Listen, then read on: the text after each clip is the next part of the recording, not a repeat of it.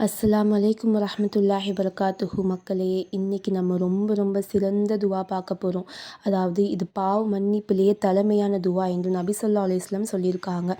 எந்த அளவுக்கு அப்படின்னு பார்த்தீங்கன்னா, நம்ம ஃபஜர் நேரம் தொழுகைக்கு அப்புறம் இந்த துவா ஓதுனோன்னா மாலை நேரத்துக்குள்ளே மரணிச்சிட்டோன்னா அவங்க சொர்க்கவாசி அப்படின்னு சொல்லியிருக்காங்க. அதே போல் நம்ம இரவு நேரத்தில் இந்த துவாவை ஓதிட்டு இரவிலேயே நம்மளுக்கு மரணிச்சிட்டோம் அப்படின்னா அவங்களும் சொர்க்கவாசி அப்படின்னு சொல்லி நபி ஸல்லல்லாஹு அலைஹி வஸல்லம் சொல்லியிருக்காங்க. இதோடைய ஆதாரம் என்னன்னு பார்த்தீங்கன்னா புகாரி 6309. இது என்ன துவான்னு நம்ம பார்க்கலாம் வாங்க.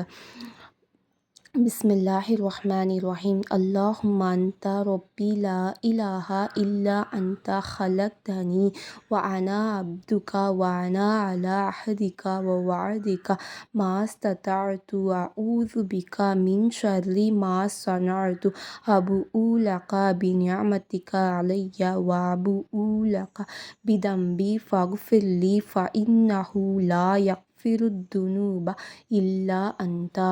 இதோடைய பொருள் என்னன்னு பார்க்கலாம் வாங்க. இறைவா, நீயே என் எஜமான், உன்னை தவிர வணக்கத்திற்குரியவன் யாரும் இல்லை.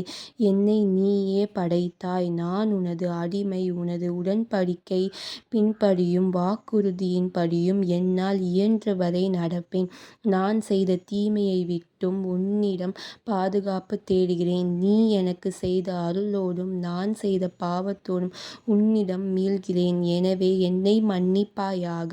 உன்னை தவிர யாரும் பாவங்களை மன்னிக்க முடியாது. அல்ஹம்துலில்லாஹ்.